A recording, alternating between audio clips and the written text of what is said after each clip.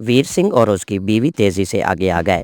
ان کے ساتھ ایک لمبا ترنگا اور انتہائی مضبوط جسامت والا نوجوان تھا، جس نے ملٹری انٹیلیجنس کی مخصوص وردی پہن رکھی تھی اور اس کے کاندھوں پر لگے ہوئے سٹارز سے پتہ چل رہا تھا کہ اس کا رینک میجر کا ہے۔ یہی ہیں وہ لوگ اور یہ منی لوڈر بھی ہماری ہی ہے، ویر سنگھ نے انگلی سے ٹرک کی طرف اشارہ کر کے چیختے ہوئے کہا۔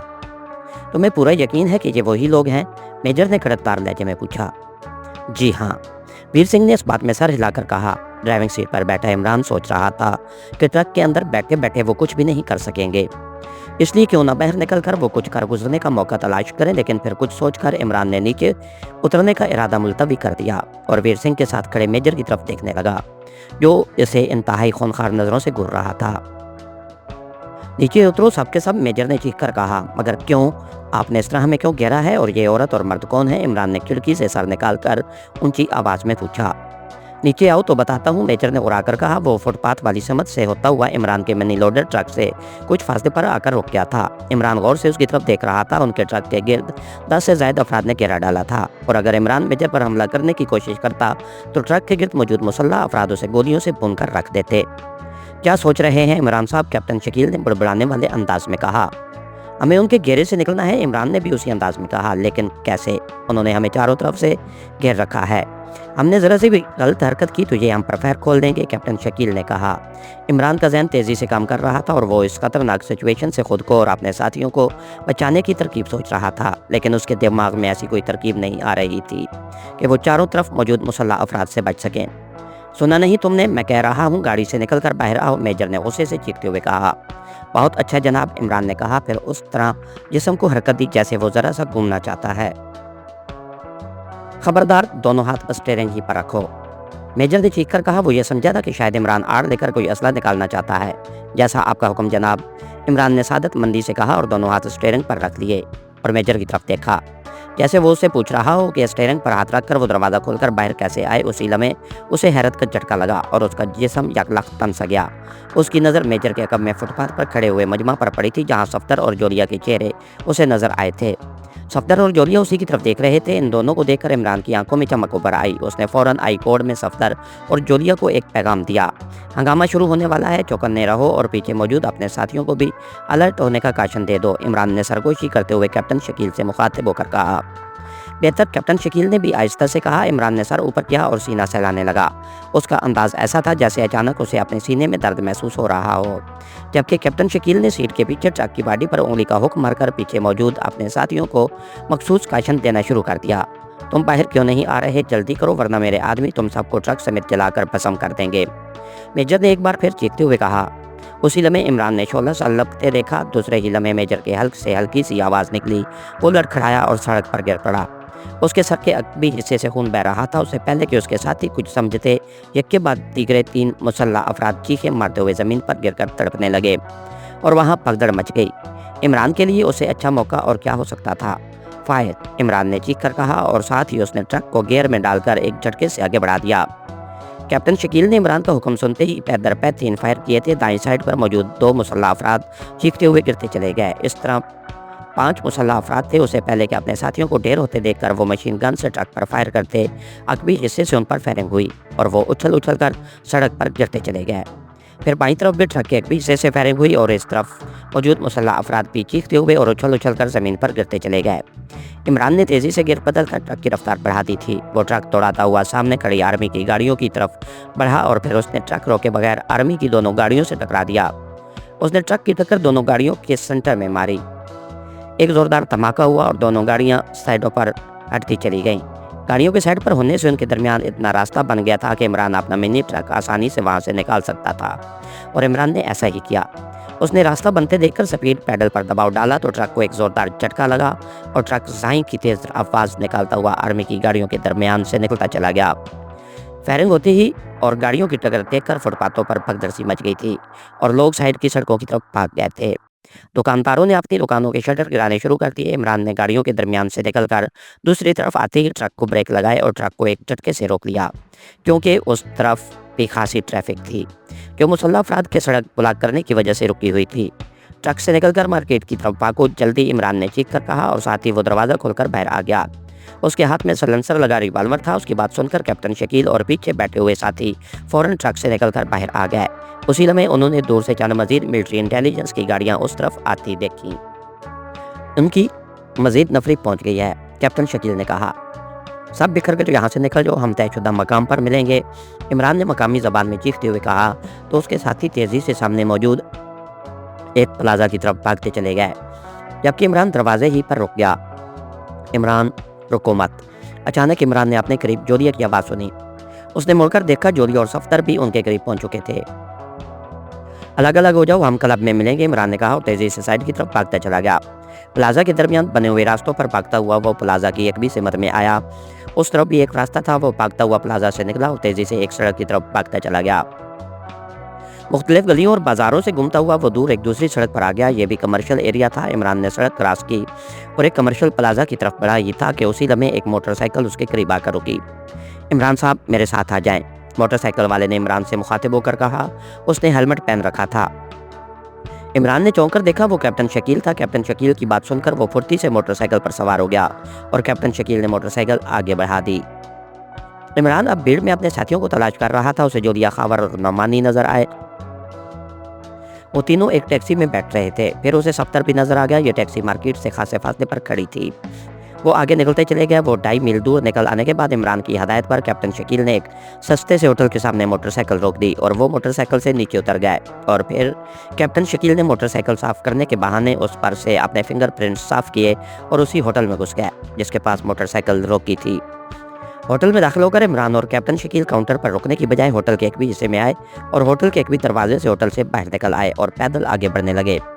2.5 فرلانگ دور نکل آنے کے بعد عمران نے ایک ٹیکسی روکی اور گرین کلب جانے والے راستے پر چلنے لگا۔ کیپٹن شکیل کے ساتھ ٹیکسی میں سوار ہوا۔ گرین کلب شہر کے درمیان میں واقع تھا۔ وہ راستے پر خاموش رہے تھے۔ تھوڑی دیر میں وہ اس علاقے میں داخل ہو گئے جہاں گرین کلب تھا۔ عمران نے ٹیکسی گرین کلب سے کافی فاصلے پر رکوا دی اور پھر وہ دونوں ٹیکسی سے اتر آئے۔ عمران نے ٹیکسی ڈرائیور کو کرایہ ادا کیا اور پھر وہ دونوں سائڈ پر بنے ہوئے فٹ پاتھ پر آ گئے۔ وہ دونوں آہستہ آہستہ چل رہے تھے۔ ٹیکسی جب آگے بڑھ کر دوسری سڑک پر مڑ گئی تو عمران اور کیپٹن شکیل کے قدم تیز ہو گئے اور وہ گرین کلب کی طرف بڑھتے چلے گئے۔ وہ کلب میں داخل ہوئے اور عمران حال کا جائزہ لیتا ہوا کاؤنٹر کی طرف بڑھ گیا۔ فون کرنا ہے، عمران نے کاؤنٹر کے قریب پہنچ کر کاؤنٹر کلرک سے کہا۔ اس طرف بوت ہیں جناب، وہاں سے فون کر لیں، کاؤنٹر مین نے ایک راداری کی جانب اشارہ کرتے ہوئے کہا۔ شکریہ، عمران نے کہا اور بوت والی راداری میں داخل ہو گیا۔ یہاں 6 کال بوت تھے۔ عمران ایک میں گھس گیا، پھر اس نے ریسیور اٹھا کر سکے اندر ڈالے اور نمبر پریس کرنے لگا۔ سوراب اینڈ کمپنی۔ رابطہ ملتے ہی ایک نسوانی آواز سنائی دی۔ میری سوراب سے بات کراؤ، عمران نے کہا۔ آپ کون بول رہے ہیں؟ دوسری جانب سے پوچھا گیا۔ مہمان، عمران نے کہا۔ ہولڈ کریں، دوسری طرف سے کہا گیا اور پھر لائن پر خاموشی چھا گئی۔ میں سانگو بول رہا ہوں جناب، باس تو بیٹھ گئے ہیں، آپ کہاں ہیں؟ باس آپ کے لیے بے حد فکر مند ہیں۔ چند لمحوں کے بعد دوسری جانب سے سوراب کے ساتھی نے کہا جس کا نام سانگو تھا۔ وہیں جہاں ملنے کے لیے کہا گیا تھا، عمران نے گول مول سے جواب دیا۔ اوہ ٹھیک ہے جناب، آپ وہیں رکیں، میں آپ کو لینے وہاں پہنچ رہا ہوں۔ سانگو نے مؤدبانہ لہجے میں کہا۔ کیا وہ جگہ تمہیں معلوم ہے؟ عمران نے پوچھا۔ جی ہاں جناب، باس نے مجھے آپ کے بارے میں سب کچھ بتا دیا تھا اور آپ کو وہاں سے لانا میری ذمہ داری ہے، سانگو نے کہا۔ ٹھیک ہے، آ جاؤ، مگر ہم ایک دوسرے کو پہچانیں گے کیسے؟ عمران نے کہا۔ آپ مجھے آسانی سے پہچان لیں گے جناب، کیونکہ میں نیگرو ہوں اور یہی میری شناخت ہوگی، سانگو نے کہا۔ پھر تم نہ آؤ، عمران نے کہا۔ وہ کیوں جناب؟ سانگو نے حیرت سے پوچھا۔ اس لیے کہ تمہارے ساتھ ہمارا دیکھا جانا مناسب نہیں ہے، عمران نے کہا۔ پھر آپ ایک کام کریں، میں گاڑی کلب کے سامنے کھڑی کر دوں گا، آپ ایک ایک کر کے اس میں سوار ہو جائیں، سانگو نے کہا۔ یہ مناسب رہے گا، تم گاڑی کا نمبر، رنگ اور ماڈل بتا دو، عمران نے کہا تو دوسری طرف سے سانگو نے اسے ایک بند باڈی وین کا رنگ، ماڈل اور اس کا رجسٹریشن نمبر بتا دیا۔ اوکے، اب تم کتنی دیر میں پہنچو گے؟ عمران نے پوچھا۔ 20 منٹ میں جناب، سانگو نے کہا۔ ٹھیک ہے، آ جاؤ، عمران نے کہا اور رابطہ منقطع کر دیا اور بوت سے نکل کر ہال میں آ گیا۔ اس نے ہال میں ایک طیرانہ نظر ڈالی اور یہ دیکھ کر اس کے چہرے پر اطمینان آ گیا کہ جولیا، خاور اور صفدر بھی وہاں پہنچ چکے تھے۔ وہ سائڈ کی ایک ٹیبل پر بیٹھے تھے، کچھ فاصلے پر کیپٹن شکیل اور اس کے دوسرے ساتھی بھی بیٹھے تھے۔ وہ سب خیریت سے یہاں پہنچ گئے تھے۔ عمران آگے بڑھا اور اس میز کی طرف بڑھ گیا جہاں جولیا، صفدر اور خاور موجود تھے۔ وہ ایک خالی کرسی پر بیٹھ گیا۔ اس جگہ سے وہ مین گیٹ سے باہر سڑک کا منظر آسانی سے دیکھ سکتا تھا۔ सड़क पर ट्रैफिक रवां दवां थी। मार्केट में होने वाले हंगामे का असर यहाँ तक नहीं पहुँचा था। तनवीर चौहान और सिद्दीकी अभी तक नहीं आए, खावर ने काफ़ी का घूंट भरते हुए आहिस्ता से कहा, तो इमरान ने इस बात में सर हिला दिया। मुमकिन है उन्हें कोई सवारी न मिल सकी हो, इमरान ने कहा। कहीं वो फंस न गए हों, खावर ने खदशा ज़ाहिर किया। फिलहाल फंसने के अमकानात कम ही हैं, वहाँ काफ़ी भीड़ थी। मैंने उन्हें भीड़ में जाते देखा था, भीड़ की वजह से फोर्स को उन तक पहुँचने का मौका नहीं मिला होगा, इमरान ने कहा। वो दूसरों को तो इस बारे में मुतल्ला कर सकते हैं, खावर ने कहा। हाँ, मगर फोर्स हम में से किसी को शनाख्त नहीं कर सकती, इसलिए इस बात का अमकान न होने के बराबर है कि उन तीनों में से कोई फंस गया होगा, इमरान ने कहा। अल्लाह करे ऐसा ही हो, खावर ने मुंह से दुआया कलमात निकले। बात माकूल थी और समझ में आने वाली भी थी। जाहिर है जब फोर्स उन्हें पहचानती ही नहीं तो वो उन्हें किस तरह से पकड़ सकती है। यकीनन तीनों के अब तक ना आने की कोई और वजह हो सकती थी और सवारी का ना मिलना उनमें से एक वजह हो सकती थी। लो, चौहान और सिद्दीकी तो पहुंच गए, इमरान ने कहा। उसकी नज़रें चौहान और सिद्दीकी पर थीं, जो अब अंदर दाखिल हो चुके थे। जैसे ही चौहान की नज़रें इमरान से मिलीं, इमरान ने गर्दन हिला दी और वो सीधे उनकी तरफ बढ़ते चले आए। वैसे जोलिया सफ्दर और नौमानी को भी वो देख चुके थे। वो दोनों उनके साथ एक खाली मेज़ पर आकर बैठ गए। अब सिर्फ तनवीर बाकी रह गया है, जोलिया ने आहिस्तगी से कहा। क्या मतलब? क्या तनवीर अभी तक यहाँ नहीं पहुँचा? सिद्दीकी ने चौंक कर पूछा। नहीं। तुम सुनाओ क्या रहा? सफ्दर ने कहा। सब ठीक है, हम भीड़ में शामिल होकर वहाँ से आसानी से निकल आने में कामयाब हो गए थे। फोर्स ने हमारा ताक़ुब करने की कोशिश की थी, लेकिन हमने उन्हें चकमा दे दिया था। चंद सड़कों से गुजरकर हमने टैक्सी हायर की और यहाँ आ गए। रास्ते में ट्रैफिक जाम था, इसलिए हमें यहाँ पहुँचने में देर हो गई, सिद्दीकी ने तफसील बताते हुए कहा। मुझे उम्मीद नहीं थी कि वहाँ इतनी जल्दी मज़ीद फोर्स पहुँच जाएगी। ये सब उस जोड़े की वजह से हुआ है जिन्हें हमें फार्म हाउस में ज़िंदा छोड़ आए थे, नौमानी ने कहा। हाँ, वाकई हमें उन दोनों को ज़िंदा नहीं छोड़ना चाहिए था, चौहान ने कहा। जो हुआ है बेहतर हुआ है, हम बच कर निकल आए हैं, इस पर शुक्र अदा करो, सफ्दर ने कहा। डायरेक्ट आए हो? इमरान ने पूछा। ऐसी गलती कभी नहीं हो सकती। 2 जगहों पर टैक्सियाँ बदली हैं, फिर यहाँ पहुँचे हैं, उसके बावजूद ताक़ुब का ख्याल रखा है, सिद्दीकी ने कहा। ठीक है, इमरान ने सर हिलाया। अब क्या प्रोग्राम है? सिद्दीकी ने पूछा। तनवीर आ जाए तो ठिकाने पर चलते हैं, इमरान ने कहा। कहाँ चलना है? सिद्दीकी ने पूछा। इसका इल्म मुझे भी नहीं है, अलबत्ता हमें लेने एक गाड़ी बाहर आ चुकी है जो हमें महफूज ठिकाने तक ले जाएगी, इमरान ने कहा।